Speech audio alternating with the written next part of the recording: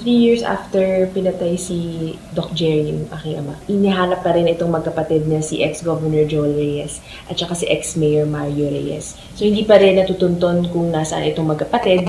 Kasama pa rin sila sa pinaka-wanted ng mga tao dito sa Pilipinas at pinaghahanap pa rin sila ng otoridad. So nag-aantayan pa rin tayo kasi hindi po sila na-arraign. Ibig sabihin, hindi po pwede magkaroon ng trial nang wala sila doon. Kinakailangan ma-arraign po muna sila. So, hinahanap pa rin sila. So, parang in a standstill yung kaso dahil nga tumakas yung magkapatid. Nasa poder naman sila ng mga otoridad. Yun nga lang, dalawang witness na yung namamatay. Yung isa namatay siya dahil nagkasakit siya. Yung isa naman ay pinatay. At yan nga po yung isa sa mga kinalulungkot natin na itong witness na to, nagsabi ng totoo, may mga tinuro siya, kino-corroborate niya yung pinaka-testimonya ng ating material witness, tapos makikita natin na pinatay siya. At ang malungkot pa nung una pinagmukhang nagpakamatay siya. Pero yun nga, nung mas pinalalim yung investigasyon, nung nanawagan yung pamilya Ortega, mas nakita na hindi pala siya nagpakamatay. Nakita nga ng Public Attorney's Office na pinatay siya, na merong mga fingerprint marks sa kanyang leeg at yung blood ay nagsettle sa kanyang likod. Kung kaya't hindi siya namatay ng nakatayo kung hindi nakahiga. Sa loob ng kulungan siya namatay at sinasabi nga ng PAO na siguro mga 3 o 4 na tao ang pumatay sa kanya na may mga pasa din kasi siya sa katawan na talagang pinin down itong si Dennis Aranas para nga patayin. At nakakatakot doon kasi bagamat hindi naman siya yung tipong material witness na wala na yung kaso pag namatay siya, ang nakakatakot doon, si Dennis Aranas ay napabilang sa Witness Protection Program. Hindi namin alam na nawala na siya doon, na napunta siya sa kulungan lang. Tapos pagkatapos noon, hindi pala siya kayang proteksyonan ng ating pamahalaan. So nakakalungkot.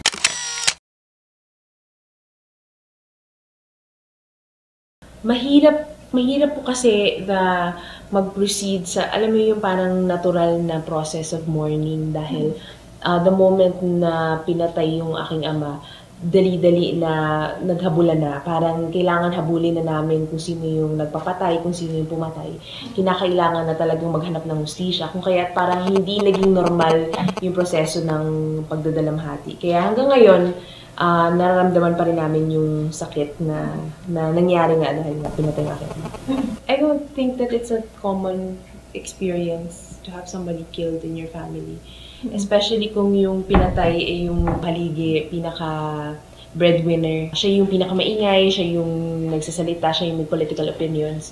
Hindi naman kami, tahimik naman kami. Tapos biglang pinatay siya, kinakailangan na mag-rise to the occasion yung family. We needed to call for justice. Kinakailangan gawin namin ang lahat ng kaya namin gawin para makuha namin yung hustisyang inaasam-asam.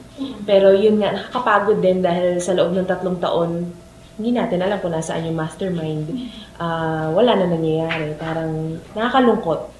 Diba? Maraming mga bagay na sinabi ng ating pamahalaan na hanggang salita lang pala. Parang tumigil yung normal living, normal life. Iyon, naging abnormal na siya na tungkol na lang sa paghahabol ng mga masasamang loob.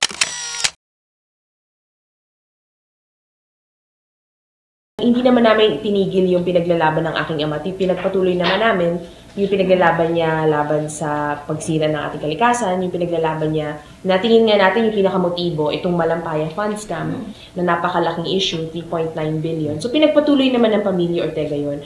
Pinagpatuloy natin yan, umabot tayo sa Senate Blue Ribbon Committee hearing, umabot tayo sa pakikipag-usap sa iba't ibang mga departamento sa ating gobyerno para nga mabigyan ng linaw ano ba nangyari dito. At dun sa ating paghabol at pagtingin sa mga dokumento, marami pa tayong nalaman na talagang napakalaking pera yung nawala. Nung Blue Ribbon Committee hearing nga sinasabi ni Secretary Singson na hindi lang yung 3.9 billion na itong inexpose ng aking ama ang nawala, kung hindi meron pang 6 billion na SONA funds na napunta sa Palawan. So, kung sumatotal, parang mga 10 billion din yung napunta lang sa corruption, pero Palawan pa lang yan.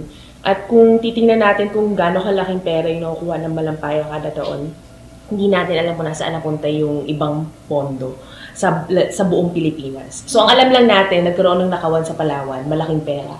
Pero isang probinsya pa lang yun. Maraming pinaglaanan ng pondo ang Malampaya Funds at hindi natin alam kung nasaan punta.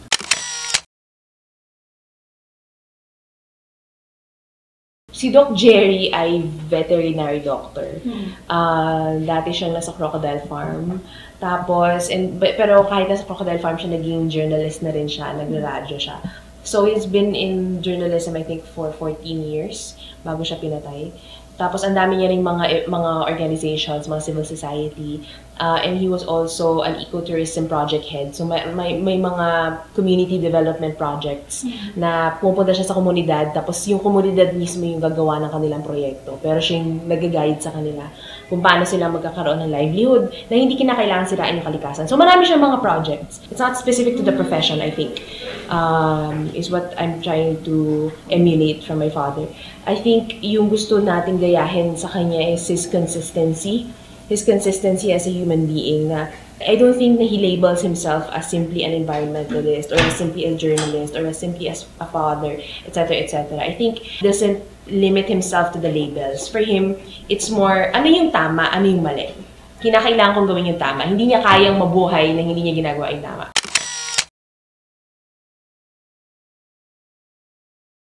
In terms of, for example, as a husband, hindi siya nang bababae. Lagi siyang nagre-report sa aking nanay, diba? Lagi siyang nagsasabi ng I love you sa mommy ko every morning sa kanyang radio show. As a father, lagi siyang present sa lahat ng recital, sa lahat ng graduation. Talagang parang stage father siya. Tapos, as a son, inaalagaan niya yung kanyang ina. So, marami siyang, as a person, very consistent. Kaya siya naging environmentalist, kaya siya naging journalist, kaya siya naging anti-corruption advocate. Kaya niya in-expose yung Malampaya Fund scam, kaya ayaw niya ng paghimina sa Palawan. Yun na ay kasama sa consistency niya as a person na kinakailangan gawin yung tama sa lahat ng pagkakataon. Hindi ka pwedeng mali. Lahat ng mga advocacies, kumbaga, pwede niyang akuin dahil yun yung tamang gawin. Hindi niya nililimitahan yung sarili niya sa isang bagay.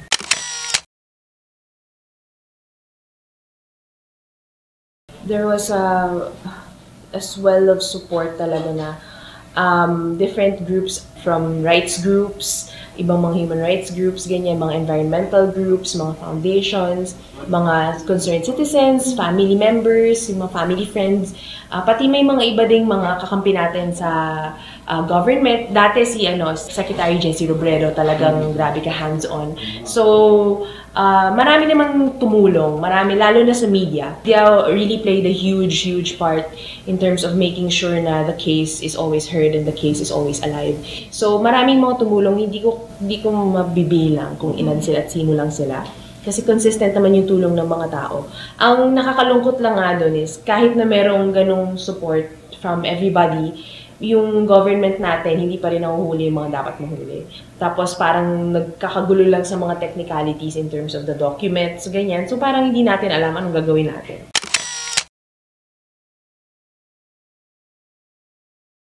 I think the final judgment for the government is at the end of, for example, the 6-year term of President Noynoy. He still has 3 years to go. We also met with him and then sinabi niya nga na hindi daw kakalimutan itong kaso. At umaasa tayo na hindi ngang makalimutan. At hindi na sa hindi makalimutan, ayaw naman namin maaalala lang. Kinakailangan magkaroon ng hustisya, kinakailangan malutas. Kasi it's one of the primary problems in terms of human rights cases in the Philippines. Napakaraming mga pinapatay na mamamahayag. Diba? Alam naman natin yan. Tayo yung number 2 sa pinaka-dangerous place for journalists in the world. At wala pang gera dito. Tapos hindi lang yun, pero marami pang pinapatay mga lawyers, mga aktivista, mga environmentalists, maraming mga ibang mga tao sa iba't ibang profesyon na kapag meron silang pinaglalaban na hindi sang-ayon doon sa kung sino man yung politiko o kung sino man yung may kapangyarihan, talagang napapatay sila. So ano ba yung very consistent dito sa ating history of what we call human rights yung mga itong extrajudicial killings. And very consistent dyan is walang hustisya talaga. For example, Asia Foundation did a research dun sa mga recent na pagpaslang sa journalists. Only 5% of all the cases get solved. 5% lang ang nasosolve. At yung 5% na yon walang mastermind. Panay gunman lang yon, considered solved na. So, simula nung nagbilang tayo, simula nung 1986, simula nung nakuha na natin ulit yung demokrasya from Marcos, ganyan. Simula nun ang dami ng mga taong pinapatay, At simula nun, very consistent, maging journalist ka, maging aktivista ka, walang mastermind na nakukulong. So, parang kumbaga sa amin, bilang pamilya, pag tinignan mo yung ganong klase na ito yung mga numero, ito yung mga pag-aaral, ito yung pagsusuri sa mga ganitong klaseng kaso, parang kumbaga parang kang nakarinig na may cancer ka. Tapos sinabi sa'yo ng doktor na 100% walang nagsusurvive. Parang ganon.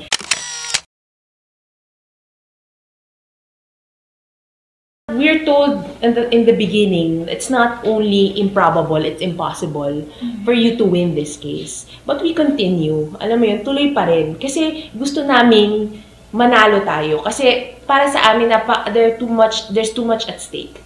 Kapag hindi kami nanalo sa ganitong kaso na sobrang patong-patong na yung ebidensya, na grabe na yung tulong ng mga tao na nagtutulong-tulong, pati yung media, pinag-uusapan, isa ito sa mga pinaka-celebrated cases, nagawa na natin ang lahat, ginagawa pa rin natin ang lahat. Kung kami, with all the support and all of the evidence, hindi pa rin natin kayang mapakulong itong dalawang to. Di ba? Para mo na rin sinabing wala kang mapapakulong. Kasi nagiging problema ng ibang mga kaso, kulang daw sa evidence. Yun yung nagiging excuse ng government. Ngayon, we have all the evidence. Ginagawa naman natin ang lahat ng ating makakaya. Pero ang hirap lang kasi parang natatabunan siya. Parang nauupuan lang siya. Hindi siya masyadong nabibigyan ng focus. It's not optimism eh. Like I said, if you look at the numbers and if you look at the history, it's telling you it's impossible. It's not possible, but it's not saying that you're negative. Hindi mo naman sinasabi, hindi ka naman nanalo. Sinasabi lang na, oo, alam ko yung realidad. Pero gusto ko nga siyang labanan. Diba? I want to challenge the reality. I want to challenge the history that we have in terms of extrajudicial killings. That's what we're trying to do.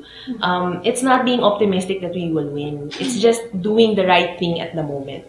Kasi that's the question eh. If alam mo na yung magiging conclusion, if alam mo na for example, yung mga na laging may magiging corrupt, na laging may papataying journalist, na hindi ka mananalo sa mga kaso, does that mean wag mo nang ipaglaban? Hindi naman eh. Diba? Yung mga tao nga, di ba, yung sinasabi nila dun sa Million People March dun against the PDAF, may mga tao nagsasabi, wala namang mababago yan eh, lagi namang may corrupt. Pero anong ibig sabihin no? Hindi na natin ipaglalaban. We won't even try. Hindi naman. That's not what it means. We have to keep trying because it's the right thing to do.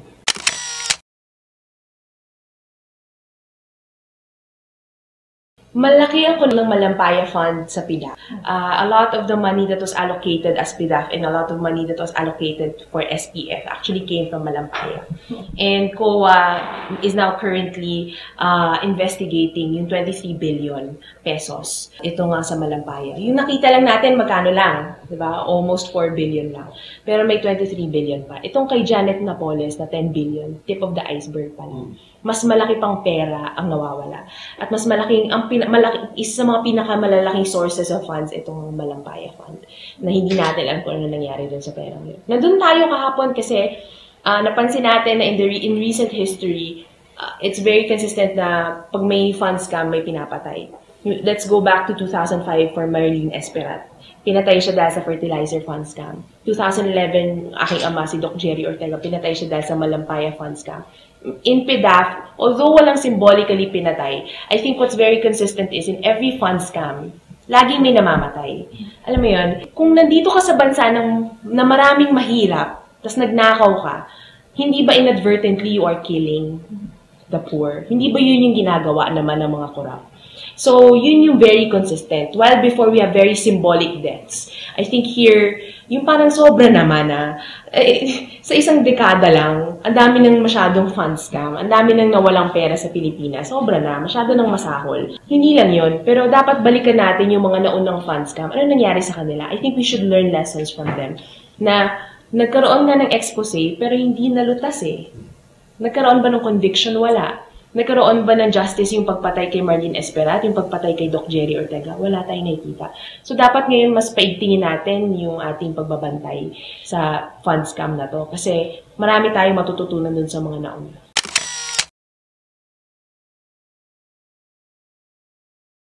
Si Daddy bilang journalist, katulad nga sinabi ko kanina, very consistent. Kasi laging kinakailangan meron siyang hawak na dokumento bago siya magsasabi ng aligasyon sa on-air. Dapat meron siyang mga nakausap na informant. Dapat meron siyang pinagbabasihan ng kanyang mga allegations. So hindi siya yung tipong basta na lang banat na walang basihan. Laging may basihan. Laging may papeles. Babasahin niya yung papel on-air. Ang naging problema doon ay dahil nga sobrang lakas ng ebidensya sinasabi niya, binubulgar niya, feeling namin, ito yung naka-apekto nga dun sa kandidatura nitong si ex-Governor Joel Reyes. Tumakbo kasi siyang congressman at natalo siya. At ang tingin natin, isa sa mga dahilan doon, itong ang pagbati ko sa kanya ni Doc Jerry. So, my dad is very consistent. Talagang inisinisiwalat yung katotohanan. Hindi niya kaya na alam niya yung totoo na mali. Di ba? Merong katiwalian, tapos tatahimik lang siya. Hindi niya kayang gawin yun. He actually took naman extra precaution. Meron siyang kasama lagi. Hindi naman talaga siya bodyguard, pero lagi siya may kasama, parang nakabantay din. So, nag-take naman siya ng precaution, nagsasabi naman siya sa government, sa police na yun nga, ganyan. So, meron namang, kunyari it's in front of our house, meron night patrol. Sinabihan siya ng kanyang kapatid na mas nakakabata sa kanya, malapit na siyang patayin nun. Pero sinabihan siya na, Kuya Jer, tigil mo na yan. Pag pinatay ka, nung mapapala mo, wala naman nagbabago. Tapos, si Daddy, sinabi niya na lahat naman tayo mamamatay. Hindi mo naman matatanggal yung kamatayan sa destiny ng bawat tao. May iba nga dyan na utusan lang bumili ng suka, tapos nasagasaan naman. Kung ikaw papatayin ka dahil sinabi mo yung totoo, dahil pinaglaban mo yung dapat mo ipaglaban, hindi ba parang okay naman din yun? Ganun mag-isip yung tatay ko, hindi siya takot na mamamatay siya. Kasi alam niya na tama yung ginagawa niya. And it's, of course it's a gamble, of course it's a risk. Pero tulad nga na sinasabi natin, bagamat hindi naman natin alam yung patutunguhan ng bansa natin, I think if we just keep doing the right thing because it's the right thing, and not thinking about, baka matalo tayo, hindi yun yung pinapairal natin. Kung hindi, ginagawa mo dahil yun yung tamang gawin. Tingin ko meron naman tayong mararating din. Sinasabi niya kasi talaga na si Governor Joel Reyes yung mastermind nitong Malampaya Fund Scam. So, paulit-ulit niyang binubulgar yun. I wouldn't know if there's a keyword. I don't think there's a keyword. He just, relentless kasi. Hindi naman siya tumigil Tuloy-tuloy lang He got the papers in 2009. So, tuloy-tuloy from 2009, 2010, 2011. Hanggang sa pinatay siya. Talagang hindi niya pinagtanan yung issue. So, yun yung tingin natin talaga na pinakamotibo. Kasi if there's one advocacy na pinagtuunan niya ng pansin, ito yun, yung Malampaya. Dahil nga, galit siya, dahil minimina yung Palawan, ang nagiging dahilan ng mga nagmimina, kailangan natin ng pera, di ba? So sabihin niya, bakit natin kailangan ng pera? May pera naman tayo. Di ba? Mayaman ng Palawan O bakit kailangan na yung mga scholars parang magmakaawa pa sa mga politiko at ipakita na kayo ang bubotohin namin para makapag-aral lang. Samantalang meron naman dapat pera para sa kanila. Bakit kinakailangan na yung mga may sakit, kailangan pa nilang magmakaawa sa mga politiko para lang mapagamot sila. Samantalang may pera naman dapat. Bakit walang gamot yung ospital? Bakit walang doktor yung ospital? Walang gumagana ang ambulansya? So napakaraming problema na pwede naman sana nasolusyonan dahil may pera naman. At hindi naman, yung sinasabi nga ng ama ko, hindi naman yun sa dami ng pera pero kung dapat lang mapunta lang sa tamang paglalagyan. All the more na nakakaasar dahil ang dami nga ng pera. I think one of his more memorable quotations, I remember, pero pinag-uusapan niya to dahil board member pa yata siya nito. Tinatanong siya ng radio commentator, Doc Jerry, bakit mo ba pinaglalaban yan? Wala ka namang kakampi. Mag-isa ka lang naman sa provincial board. Lahat naman sila gusto nang pumirma. Tapos ang sabi niya, inihahalin tulad ko yung sarili ko sa isang maliit na kandila sa gitna ng madilim na silid.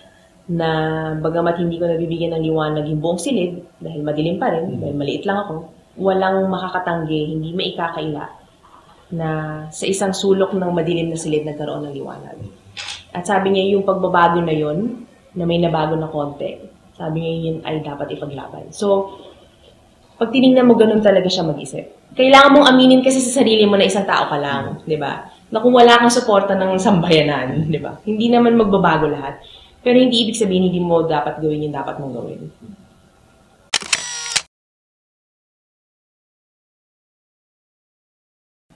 In Palawan, especially in the beginning, people were polarized. Yeah, people were polarized kasi, meron kasi it's patronage politics eh, di ba? Yun naman nagiging problema ng Pilar. So, meron talagang mga tao na merong loyalty dahil, kasi ito nagpaaral sa anak ko, ito nagpagamot sa akin, ganyan. So, may naging ganon. Although, meron namang malakas na evidence, nagkaroon ng ganong klaseng polarity in Palawan. May mga tao na mas naglakas ng loob, nagsalita, pero mas marami yung nanahimik. So, it was very, it was very difficult. But it doesn't mean na apathetic yung mga tao. It's just that I think medyo allergic yung mga tao when it comes to anything that has to do with politics. And they're scared when somebody gets shot. Napakalaking bagay na nagagawa natin to. I can't express the feeling na ang laki ng utang na loob mo dito sa mga taong hindi mo kakilala kasi una, hindi mo sila kakilala at kano-ano ka ba nila. Pero ang layo ng nilakbay nila para lang makasali dito, mapahiram yung boses nila. Siyempre, para sa ating mga kapatid na may hirap, hindi biro na i-let go mo isang buong araw ng trabaho, di ba? Malaking bagay yun. For you to give up so much time just so you can lend your voice to somebody who doesn't know you from Adam is such a huge thing. And sobrang thankful lang din yung family na ganun yun. Yun, so meron naman ding mga taong ganun. Your least expected people to help you are the ones who are helping you. Pero nakakalungkot din na may mga taong ganun.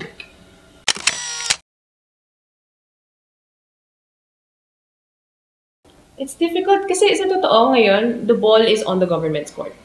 I think in terms of all of the concerned citizens, all the right groups, and the media, I think we are really just doing everything we could do. Kasi what more can you do? Hindi naman ikaw yung huhuli sa mga magkapatid, di ba? Hindi naman tayo yung magpo-prosecute. Government naman lahat yon. Ang gulo kasi ng mga technicalities na, syempre, yun yung gagawin ng mga lawyers ng kabila. Pero, dapat as government, dapat ginagawa natin lahat para ma-expedite yung case, mapabilis yung paglilitis, pero hindi natin nga napapansin yun.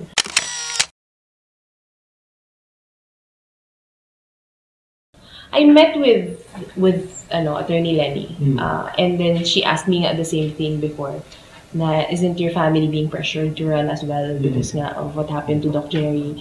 And sabi ko naman kasi I think the situation in Naga is different from the situation in Palawan.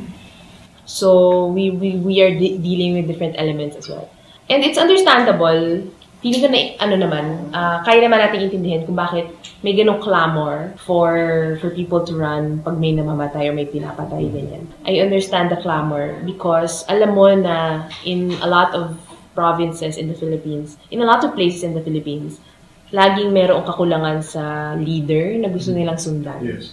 Na feeling, merong integrity, may credibility that they will feel safe with, na hindi magnanakaw, na pakikinggan sila.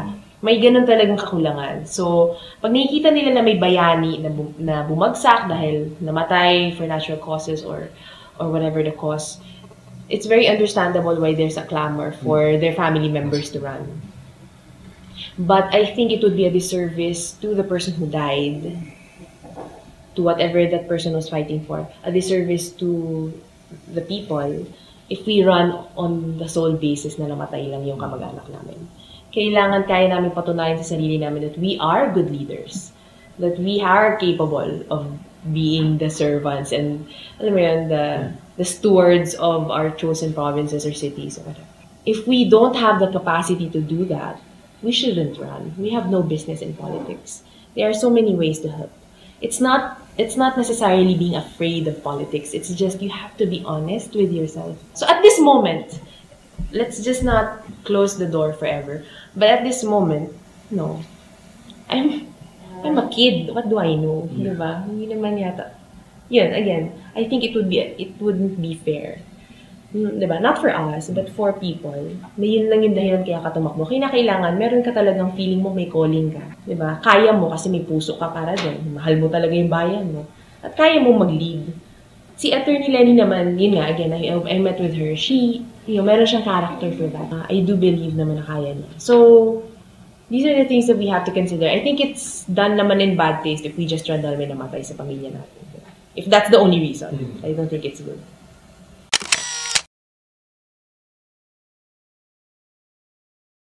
And the truth is, hindi naman talaga makakalakbay ng malayo yung pamilya. We won't get far in our quest for justice if it weren't for people who helped us. Definitely, that's There's no contesting that. Dahil tinulungan kami ng mga tao, dahil yung media ay patuloy na sumusuporta, dahil maraming mga rights groups na talagang patuloy na pinag-aaralan yung kaso, na maraming mga concerned citizens na tumutulong. Dahil doon, kaya kami nakapaglakbay na mas malayo. Bakit ba importante itong kasong to? Isa yun sa mga pinakamahihirap na tanong na sasagutin. Kahit nung simula, kahit nung kapapatay pa lang sa tatay ko. One of the hardest questions to answer is, why should other people care about justice for Dr. Jerry Ortega? Why should other people care about finding the guilty? Why? Diba? Sa dinami-dami ng pinatay, bakit namin ito pagtutuunan ng pansin? Sa dinami-dami ng mga journalists na pinatay dahil nagsasabi sila ng totoo, bakit namin ito bibigyan ng panahon? And it's hard to answer, and I guess the answer is, lahat naman dapat bigyan ng panahon, right? Dapat lahat bigyan ng panahon, dapat lahat bigyan ng hustisya. And if we could, we would. But this case is special because of the fact that we have evidence. We have so much evidence. Meron tayong mga testimonies, meron tayong documentary evidence, we have CCTV footages, we have phone records, meron din admissions from the accused. Tapos tumakas pa yung magkapatid. Napakarami tayong mga ebidensya na nagtatahi-tahi. Maging yung baril, lasing siya sa tauhan nila na hindi niya kayang i-deny yung sa kanila. So maraming masyadong nagtatahi-tahing mga ebidensya. Ang gusto lang naman natin, magkita-kita tayo sa korte. Diba? Kung wala ka namang kasalanan, ba't ka magtatago? Bakit ito importanteng kaso? Importante itong kaso kasi ayaw namin madagdagan pa yung mga ganito kasi kaso. I think one of the reasons why umabot kay Doc Jerry yung patayan, dahil walang na-solve before. Sa account ng NUJB, ng National Union of Journalists of the Philippines, my father is number 142. And so you ask yourself the question, what happened to 1 to 141? And who are they? Can we recall a name or a face? Or maybe, what did they fight for? What did they die for? Can we still remember? Seriously. Kaya ba natin pang maalala yung mga pinaglaban ng mga taong pinatay bago itong Doc Jerry na to? And ngayon yung count number 150 na yata, if I'm not mistaken. So meron pang 8 sumunod sa akin. And so the question is, can we give a name and a face for everyone who died before my father and everyone who died after? And, you know, it's very difficult. But I think when you fight for one of them, you fight for all of them. You give justice to Doc Jerry. You make sure na nahirapan yung mga mastermind. You make sure na they're going to run like hell for their freedom. You make sure na it's difficult for you to kill a journalist for telling the truth. You make sure na malaman nila that there's a message that's very clear for all who are drunk with power. Hindi mo pwedeng ipapatay yung mga tao dahil nagsasabi lang sila ng totoo. Dahil pwede kang makulong. You make sure that that happens. Feeling namin pwede mong ma-deter yung mga ibang posibilidad na mga ibang mga tao nagsasabi na totoo na pinapatay. In a country that seeks change, you need to protect the people who are telling the truth. In a country where a lot of our politicians are lying, you need to protect the people who are telling the truth. You need to protect the people who are brave enough to do so. Kasi every time na pinapatay yung mga nagsasabi na totoo, yung mga taong matatapang, nawawalan tayo ng kakampi. Tayong madla, diba? Kinakailangan protektahan din natin sila. Kasi kailangan natin sila para sa pagpaglaban natin para nga magbago yung ating bansa. So yun. It's very important to do this because we don't want anyone to die anymore.